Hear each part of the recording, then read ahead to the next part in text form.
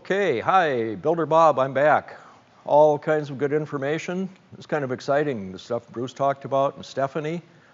Right now, when I talked earlier, I talked about hiring the team and things to look at. We're going to talk about architectural services, hiring the builder, designer, and I'll finish up talking a little bit about cost segregation. So here's our team. And I mean, there are a lot of people on the team, but these are the major players. You've got an architect, an interior designer, and you'll have a construction manager or a builder. So what does the architect do? When you're hiring the architect, what you need to remember is what you're really paying for is time. So you're going to be selecting the services you want, and then that'll be the fee basis. So when you're interviewing the architect, they'll be asking you what kind of service you want, and you're going to be asking them what they can provide. So what they do the fact-finding and planning. They go through all the code review, the ADA things I talked about earlier, and do your floor plans, elevations, details, everything that's required to get your project built.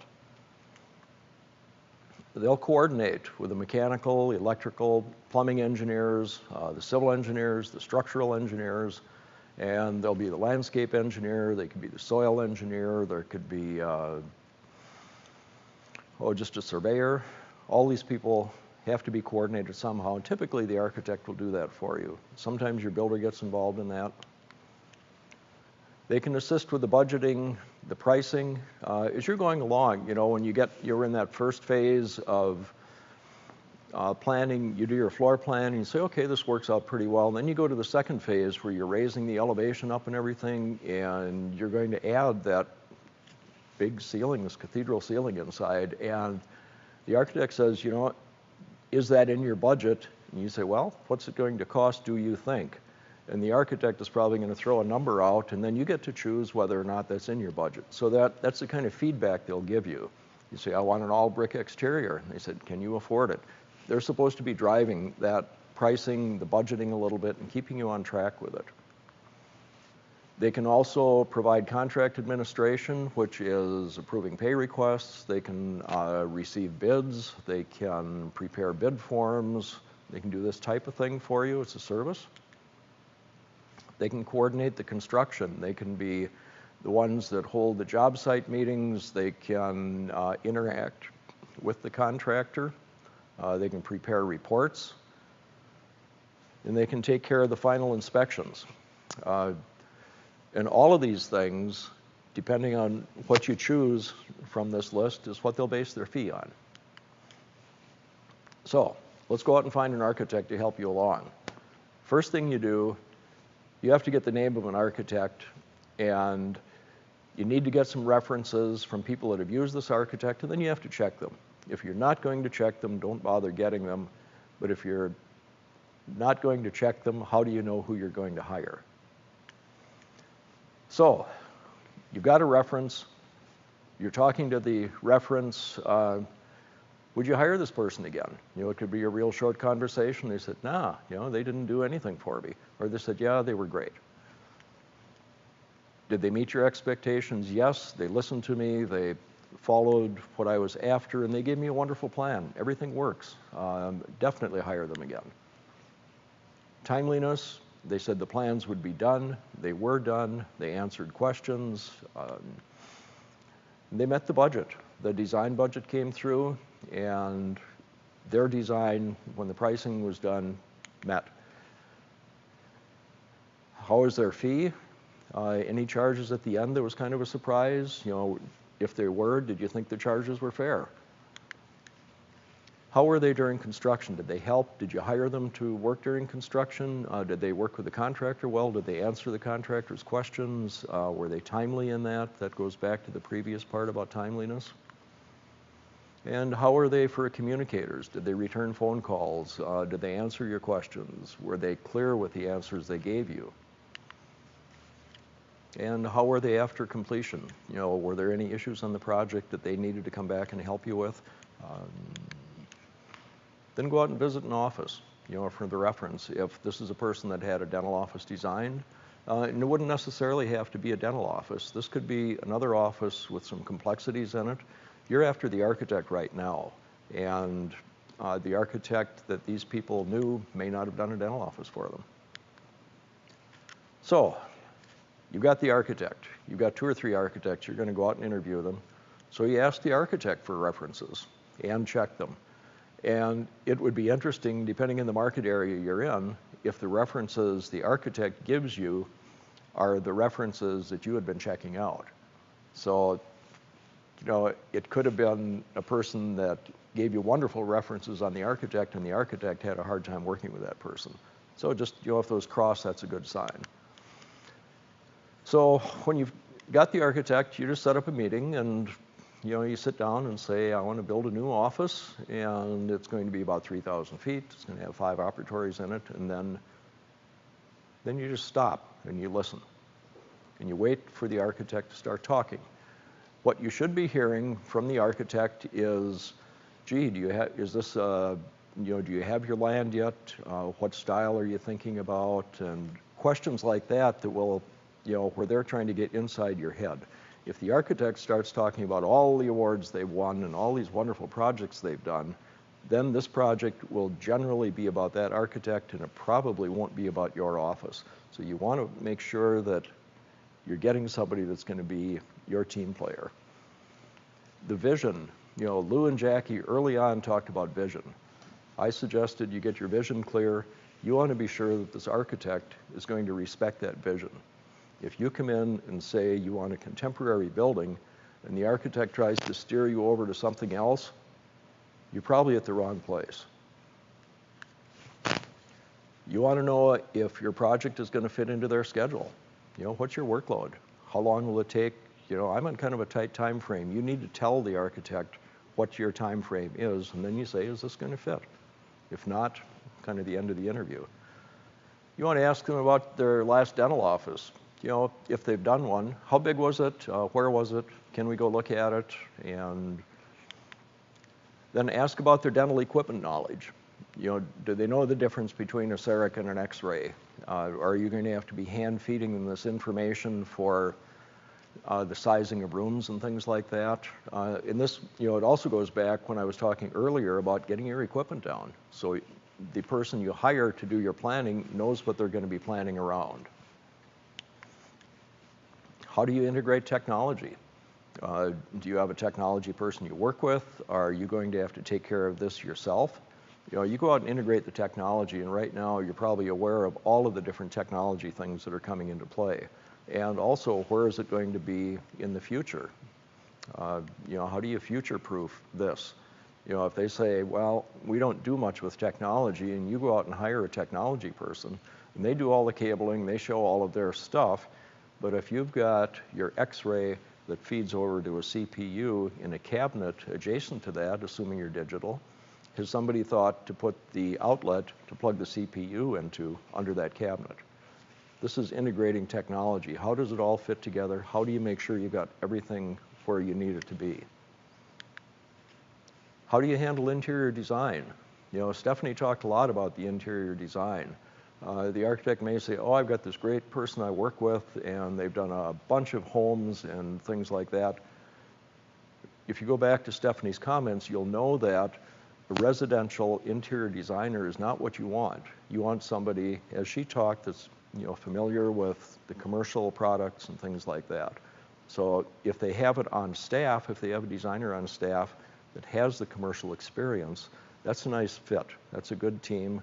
If you have to go out and get an interior designer by yourself, then we'll talk about how to do that next. Will you work for a fixed fee? Now we're going to talk about nickels and dimes and dollars. And all the way through this interview, you are asking the architect questions, you know, how do they work? And they're making notes. They're analyzing you, what kind of a person you're going to be to work with. You know, are you going to need a lot of hand-holding? Do you have your plan in mind? Are you clear with your equipment? Do you know what you want? Or are they going to have to create all of this stuff for you and hand feed you as they go? So the fee will determine that, because as I mentioned earlier, all these people do is work for time. That's what they sell. They sell time, and they end up with a set of drawings at the end. And the other part you want to be clear on with the fee, if they say it's a % of the construction, what happens if during the planning of your project, lumber prices go up? Is it fair for you to pay their fee based on the price of the lumber going up? The better way to do it is to say, my project is going to be about X dollars. I want to fix that fee so that I know where it is. And if the price comes in less than that, you made more on a percentage basis. But if it came over than that, I don't want to pay for that part of it.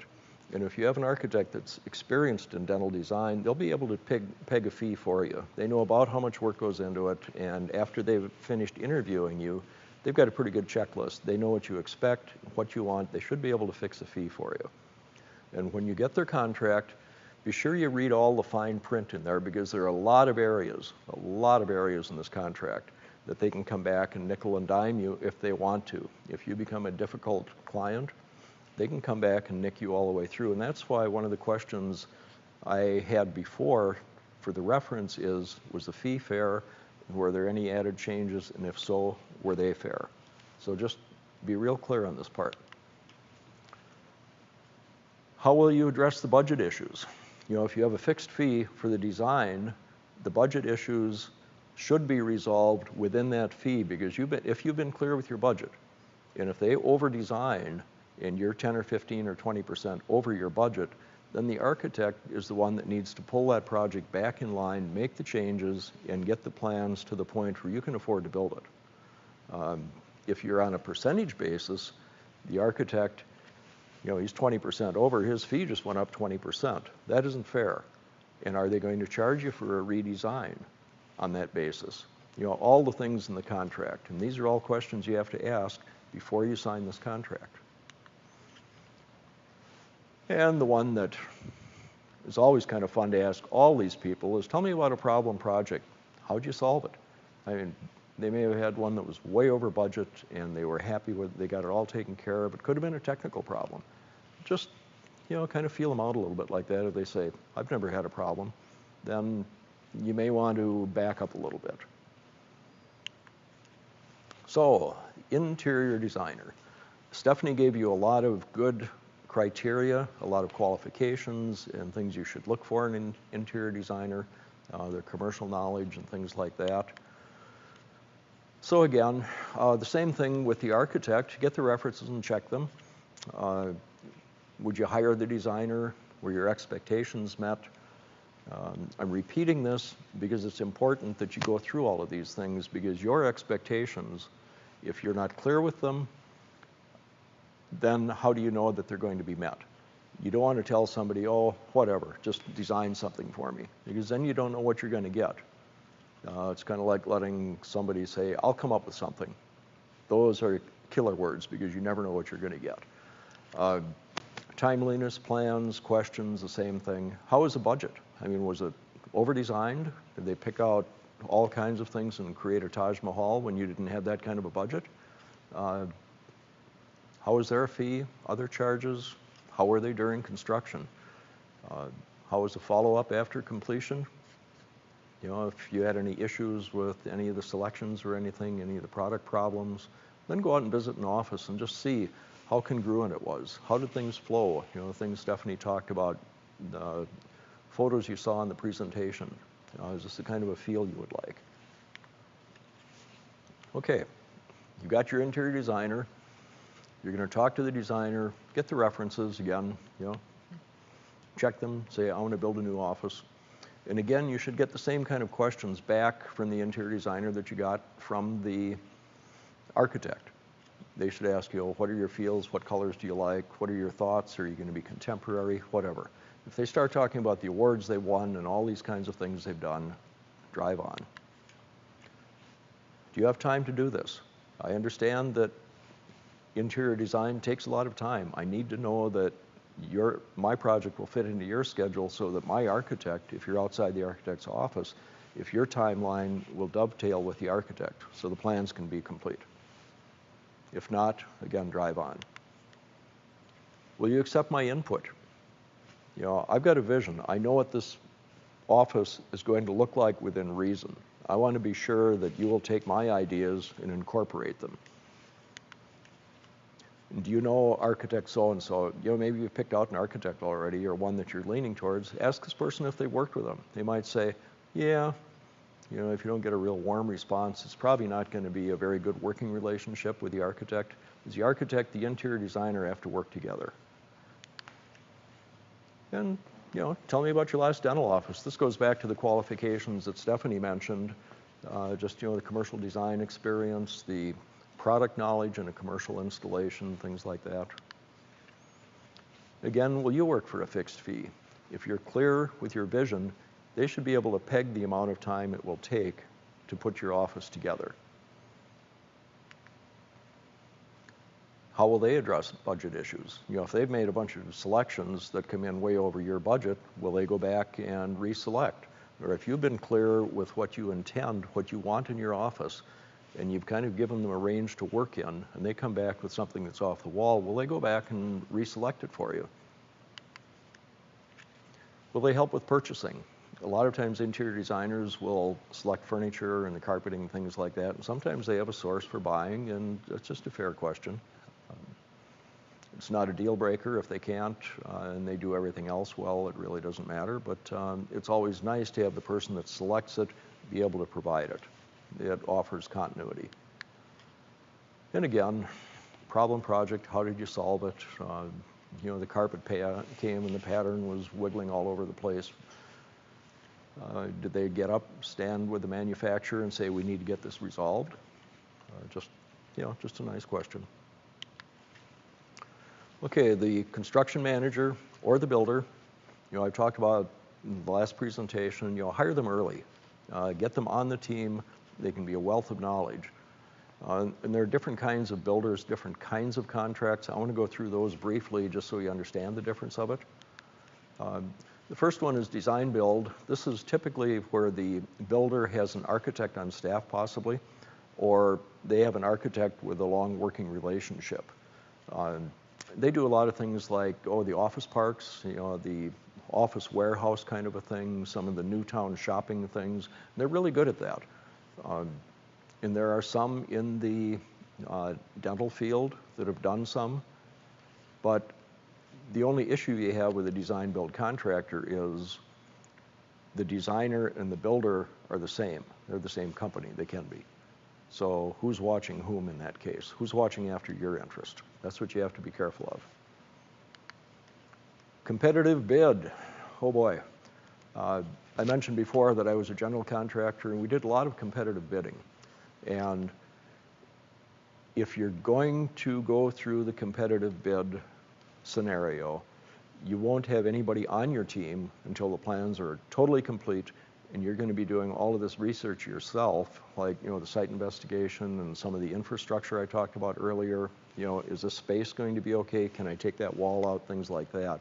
If you have a builder in the team early, you can get that taken care of. The competitive bid part, most of the times, price will drive the project rather than quality. The competitive bid thing means that you get 3 contractors, and they all turn a price in, and you take the one with the lowest price. If you're not going to take the one with the lowest price, then don't do competitive bidding, okay? They put a lot of time into it, a lot of effort, and if you've got 3 people that you've selected them on the basis that you will take either one of them, okay? You can get change ordered to death on here depending on the contractor you end up with. Your plans have to be absolutely 100% or 110% complete, because if somebody gets a real low bid and they come in and say, well, I can probably make it up on here, there is some things in the plans that were not shown that clearly, so I think I can probably come out okay in my change orders. So it's a little dicey. The competitive bid, the bidder is on the other side of the table from you. They're not your advocate, they're not your ally, they're out to get this job done. If you have a competitive bidder that comes through and gets the price in kind of a low market, and they've got a low price in there, and all of a sudden they get a job, a couple miles away that is a more profitable job, guess where they're going to be with their workforce? They're going to be on that other project, and your project is going to be fighting to get them back to get you completed. These are some of the things that can happen with it. It's not all the time, but they can happen. So just be aware of that. Give that consideration if you're going to go that way. Cost plus, I call this the contractor's 401k. There's nobody that will finance it. You never know what the ending price is going to be. It does have a function. If you're going to go into a lease space, you've gone through it, you've analyzed it and everything else, and you've selected your contractor, you can do some of the work on a cost plus basis, just so that you can get, say, the walls down, the ceiling down, so everybody coming in can get an idea what has to happen. You can quantify that. It's a very small part of the contract, and you understand where you are going into it. You've got kind of an end in there, or at least a budget price for it. So cost plus for the whole project, nah, bad idea. I'm going to recommend using a construction manager or a negotiated contract with a general contractor. And this is the person that you hire early, so you've got somebody on your side. I'll talk about hiring them. After you've hired this person, they sit on your side of the table. So you've got an advocate. I mean, you're on the same team, you're working together. The goal in mind is to get your project done so they can make a profit and you can get in soon. So, questions to ask, get some references. And when you go into the contractor, sit down and say, I want to build a new office, and then listen. Same thing with the architect, the interior designer. This is going to be repetitive, but it's, you want to get in the feel of this. If they start talking more about things they have done, awards they have won, and contractors do this, I mean, they're proud of their work. This is what they do. We're builders. But if that's what they start talking about, rather than, tell me more about your project. Do you have a lease space? Did you buy some property? Do you need some help with that? These are all the kinds of services we can offer. Tell me about your last dental office. You assume that you've selected this contractor, builder, construction manager because they have an experience with dental offices. So, let them talk about it, and that's the time for them to tell you what they've been doing. Again, will my office fit your schedule? If you're getting a good feel as you go along, yeah, okay. They say yes. Will you be my advocate? When this is all done, realize we're going to negotiate a fee, we're going to negotiate things, then will you be my advocate? You want to find out what the fee is, obviously. Is it going to be a % of the work? Is it going to be a fixed fee based on your budget? And then what's included? The fee is one thing. What's included is totally different. A general contractor needs 16 to 18% of the contract price to cover their expenses, office administration, profit and overhead, superintendent, a lot of things like that. So what are they included in there? If somebody comes along and says, we'll do it for 8%, then you need to know how they're going to charge for the company truck, how are they going to bill their superintendent, how are they going to bill their company tools, larger than a skill saw. If they got a forklift, how are they going to charge for that? Will they be per diem charges for the workers depending on where they're coming from and where the project is? What's included? Make sure you know what you've got because it's going to add up. It's not going to be 8% at the end of the job. How do you handle change orders? Some contractors say, it's such a hassle with paperwork. If it isn't more than $100, we don't charge for it. If we do, you get to see all the invoices and we put our fee on there. This is what the fee will be. And you say, will you show me the numbers? You expect to see the numbers, but you ask the question. You're negotiating the contract. You've set a fee. You want a fair fee. You want your builder to make some money. Because as soon as you set up an adversarial position with the builder, then you're going to be fighting all the way along because they're in there to make money. You want to be sure that they do. You don't want them to make a dime. A nickel is okay. Will you meet my budget? I want to spend $980,000. Do you think this is reasonable for what I've told you about my project so far? Can you provide a performance payment bond? It's not necessary depending on the type of financing you get. Some of the SBA financing may require that your contractor provide the performance payment bond. It can add 1 to 1.5% to the price of your project. And a lot of good builders, if you're doing a $700,000 or $900,000 project, $1 million project, can be built, by a high-end home builder. Just a good quality builder can do that. They may not be able to provide the performance payment bond. So if your lender, when you're doing that research in the beginning I talked about with your financing, ask if the person that does the work for you will have to provide the performance payment bond. And it's also, if the builder says, sure, I can, or if they say, no, that's also an indication of their financial strength. Again, tell me about a problem project. How did you solve it? The wheels came off, something I missed of, whatever it was, and just listen. So, penalty clauses. You've selected a builder. You've negotiated this contract. Everybody is hunky-dory, hugs and kisses, and you say, oh, by the way, I'd like to get a penalty clause in here. So what have you done?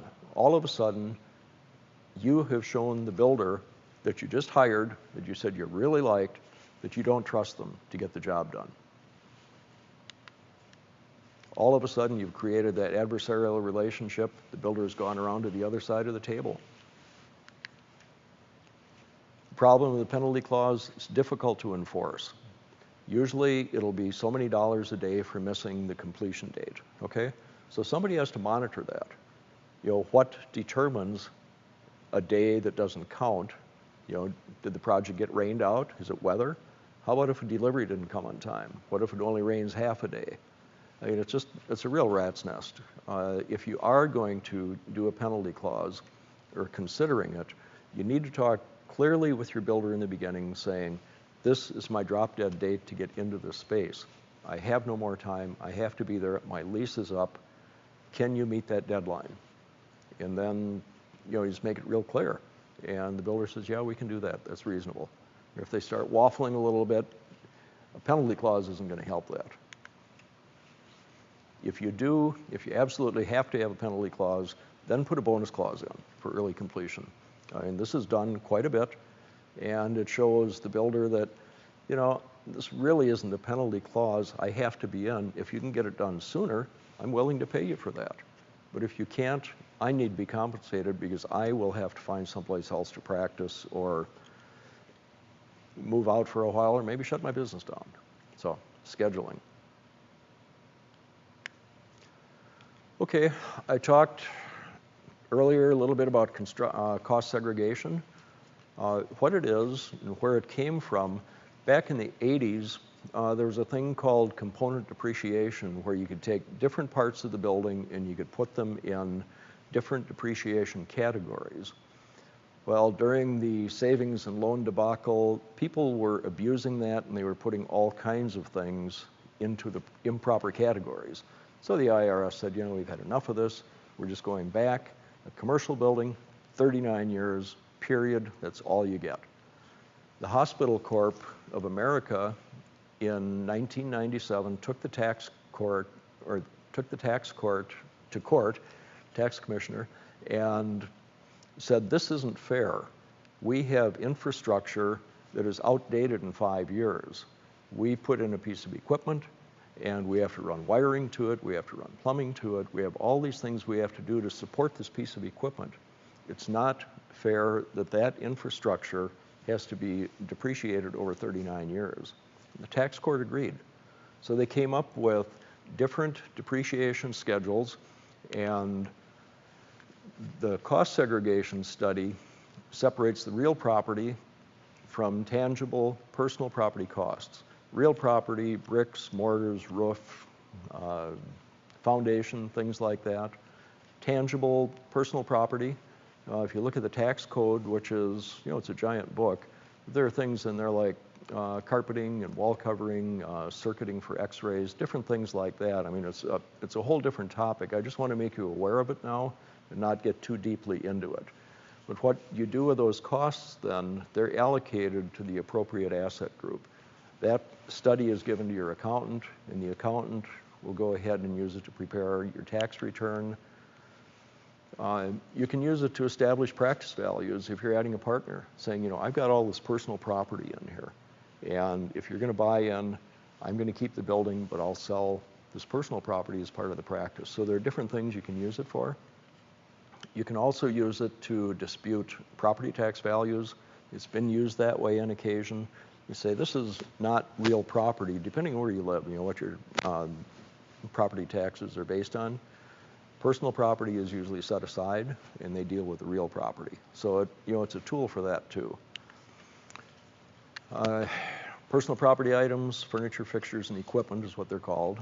Short recovery, 5 or 7 years, depending where they fall on the schedule.